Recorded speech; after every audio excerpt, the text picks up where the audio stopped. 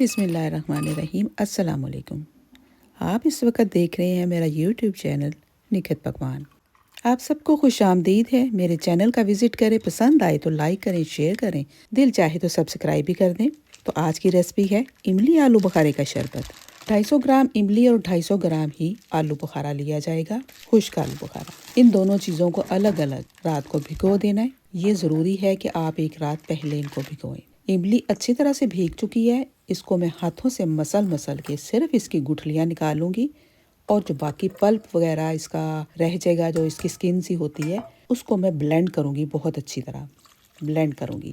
Blend کرنے کے بعد چھان لوں گی، جو کہ چھوٹے موٹے اس کے دھاگے سے رہ جائیں گے وہ نکل جائیں۔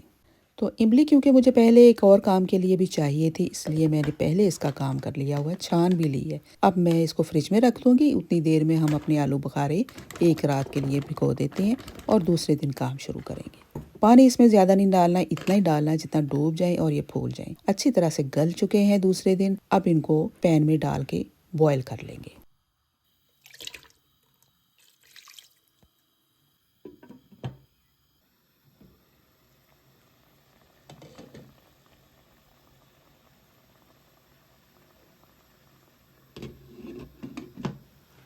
آلو بخارا ابلتے ہوئے تقریباً 10 منٹ ہو چکے ہیں۔ اب اس میں شامل کر دیں گے املی کا سارا جوس، جس کو چھان کے رکھا ہوا ہے،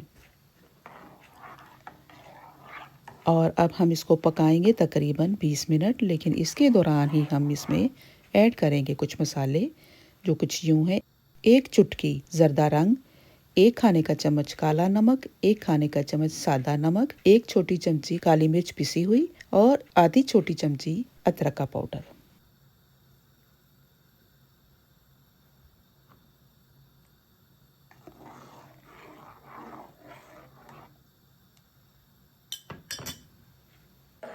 اب اس میں 1 کلو چینی ڈالوں گی۔ پہلے تھوڑا سا وہ بوائل ہو، پتہ چلے کہ وہ کتنا تھک ہوتا ہے۔ اگر ضرورت ہوئی تو میں اور ایڈ کروں گی۔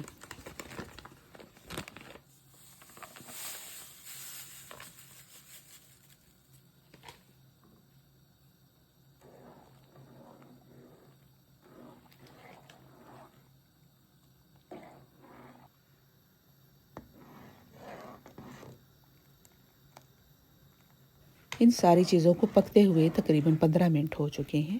اب میں اس میں ایڈ کر رہی ہوں 1/4 ٹی اسپون سٹرک ایسڈ، جسے لیموں کا ست بھی کہتے ہیں، اور ساتھ ہی میں نے ڈال دی ہے آدھا کلو اور چینی۔ اب اس کا ریشیو پرفیکٹ ہو گیا ہے۔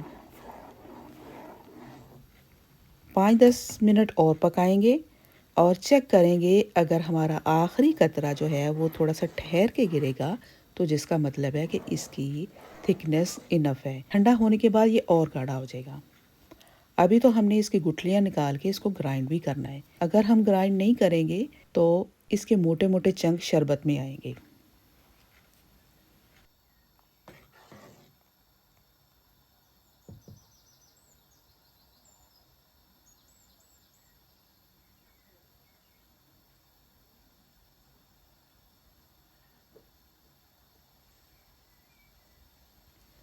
آپ دیکھیں اس کی تھکنس، جب آخری قطرہ بالکل ٹھہر کے گرے تو سمجھ لیں کہ پرفیکٹ ہے۔ اب میں اس کے کچھ آلو بخارے ایک پیالی میں الگ نکالوں گی، اور باقی سب کی گٹھلیاں نکال کے گودا واپس ڈال دوں گی اس میں، اور پھر اس کے بعد ہینڈ بلینڈر کے ساتھ اسموتھ شربت بنا لوں گی۔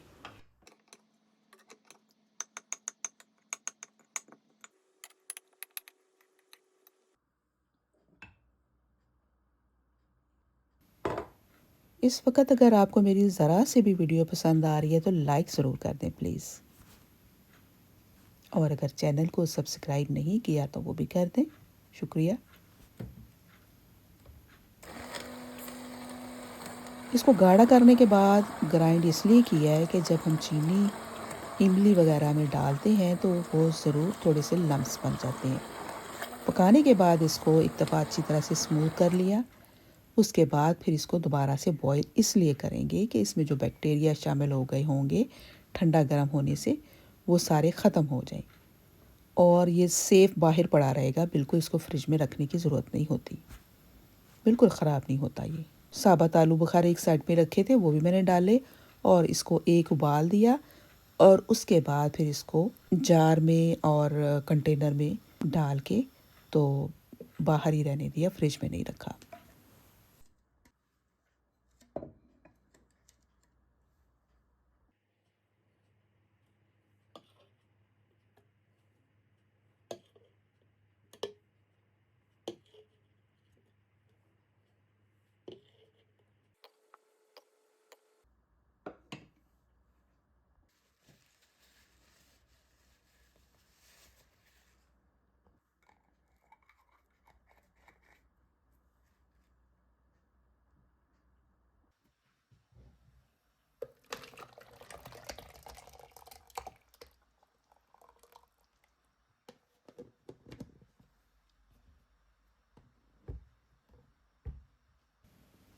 چلیں جی، روزہ کھلنے والا ہے، اب بناتے ہیں اس کا شربت۔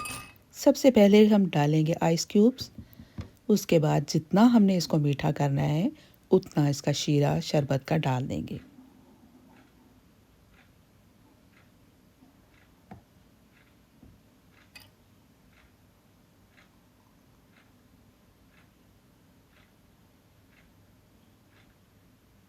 پھر اس کے بعد اس میں شامل کرتے ہیں ٹھنڈا پانی، اور ہمارا مزیدار ٹھنڈا کھٹا میٹھا ہاضمے دار شربت ریڈی ہے۔ آپ اس کو چاہیں تو منٹ کے ساتھ بھی سرو کر سکتے ہیں، بہت سارے طریقے ہیں۔ نمک اگر کم لگے آپ کو تو اور ڈال لیں۔ ایک اور بھی آپ کے لیے آپشن ہے، اس میں اگر آپ زیرے کا ذائقہ پسند کرتے ہیں تو پکانے کے دوران بھنے ہوئے زیرے کو پیس کے وہ بھی آپ شامل کر سکتے ہیں، لیکن میں نے ایڈ نہیں کیا۔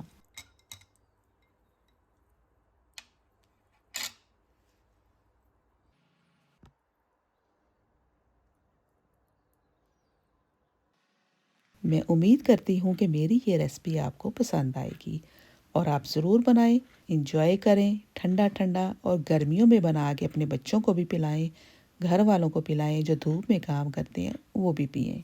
اس کے ساتھ ہی مجھے اجازت دیں، اللہ حافظ۔